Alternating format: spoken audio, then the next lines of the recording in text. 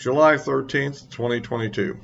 Well, today I want to kind of discuss a few issues. First up, the main topic is the latest episode of the ongoing January the 6th committee, uh, which I guess doesn't seem to really be having the impact it's supposed to have, except among the political aficionados. And at any rate, as I always said, I'll watch it so you don't have to, and kind of give you a report and what I think about the situation.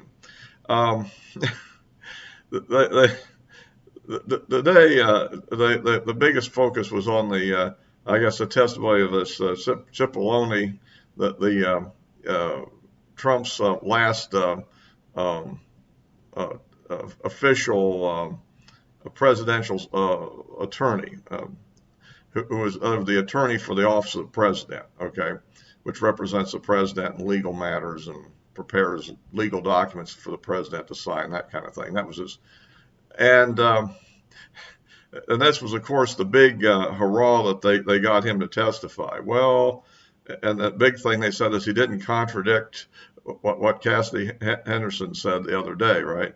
Well, he didn't contradict her, but I don't think he really confirmed anything either, which was kind of what I suspected given the language they were using.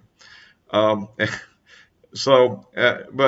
basically, it doesn't. There really isn't much coming out of here that we didn't already know if we'd been paying attention and had a little bit of insight into what was really going on. But basically, however, it does provide a few more details, but they shouldn't be too shocking to anybody. By the way, if you like these videos, again, please subscribe, give me a like, which helps out with the algorithm. You can click the bell to get notifications, and comments are appreciated. Okay, yeah, I guess one of the main things that came up was that Sidney Powell and let's see who else was in there. Oh yeah, General Flynn and the CEO, or is it a former CEO, I don't know, of Overstock.com, who got involved in all this too. Had a meeting with Trump without the other legal people there. And when the staffers found out about it a few minutes later, maybe they apparently rushed in, and this led to a massive argument that went on for hours as they tried to project the idea that they could continue the election challenges based on a variety of claims of fraud that they were, and things about the Dominion machines and all that sort of thing.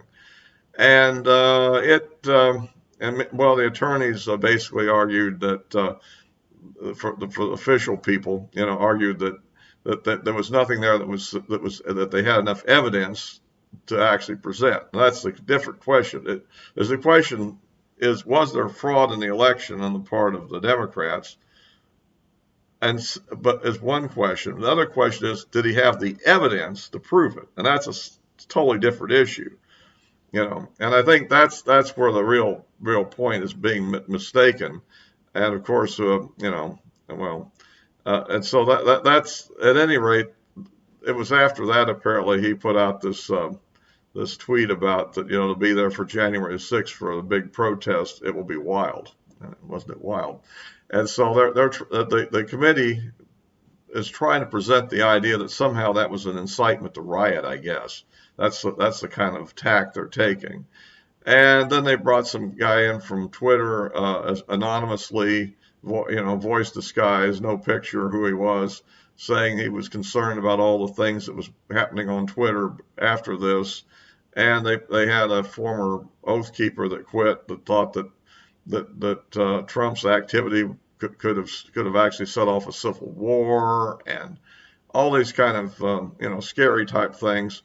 But the bottom line is that when you really get down to it, they really did not prove the elements of a crime or a conspiracy. The other thing they try to argue is because Roger Stone and I guess maybe Steve Bannon and some people had contact with people that were in groups like the Oath Keepers and so forth, that somehow there was a link between Trump and the plot to storm the Capitol, although it doesn't really seem to be the case. That is, that would be interesting, and I guess it's possible that you could claim that if you could get the right testimony, if somebody could provide the evidence of that.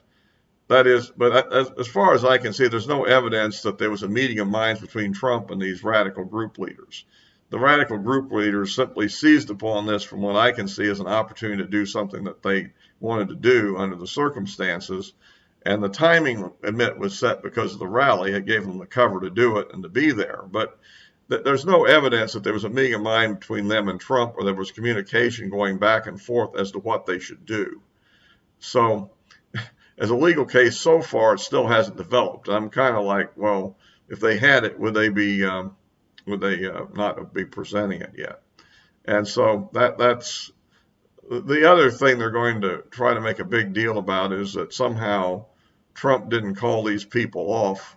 Although I'm not sure they were watching TV. I still question, even if he'd have made a call from the stop at some moment earlier than when they wanted him to, what would that actually, you know, would do? Would they be hearing this and go, yeah, he says to stop? I don't know. I mean, that's hard to know. I mean, I think it would have been useful for him politically to have said this simply to give himself cover. And that's another issue. Some people think he could have stopped what they're doing. I don't know. But, I mean, basically, I think he did put out a tweet along the lines of, not to respect law enforcement, basically to not fight the Capitol Police. And definitely that didn't stop them from fighting the Capitol Police. So I'm not sure anything else would have had any impact either. But that's the tack they're taking, and I don't think it's going to lead to a legitimate criminal charge, which seems to be what they're wanting. So the otherwise is to try to be politically damaging.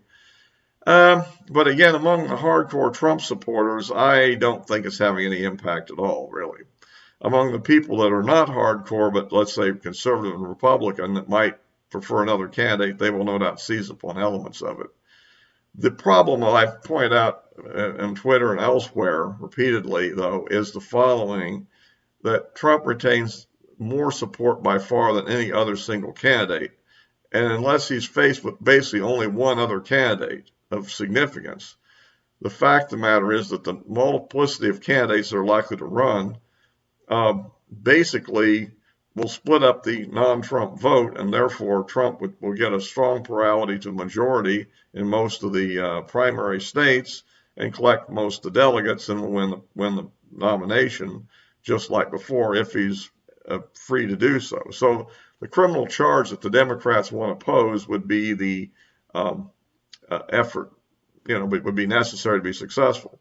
The other problem is, even if they were successful in their criminal charge, I tend to think that would turn Trump into kind of a martyr, that a lot of people would take the position that we're becoming like a third world country where the new group in power, tries to, put their previous opponents in prison. And I think that would backfire big time, and probably assure a Republican victory, in my opinion. I could be wrong about that, but I tend to think that's a likely outcome. So that's kind of what I think about that. The other thing I would mention, and this whole threat to democracy thing, to me, if anything else, what happened here gave the system a stress test, and as they call it, and I think the system passed with flying colors. I mean, you can see that almost all the people in officialdom, from the Attorney General to the president's attorneys, to the whole bureaucracy, to the members of Congress, fundamentally rejected the idea that was being put forward, that somehow at that point the election could be challenged without sufficient evidence. And here's the other point: there's no way in the limited time frame between the election and the time of certification that you could develop sufficient evidence.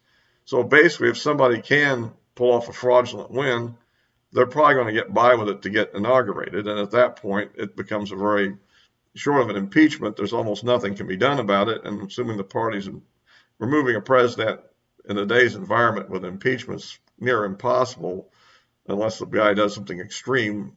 And that would be anything beyond anything we've seen so far, because of the partisanship and the fact it takes 2/3 votes to remove him. So the whole thing is kind of, kind of a moot point.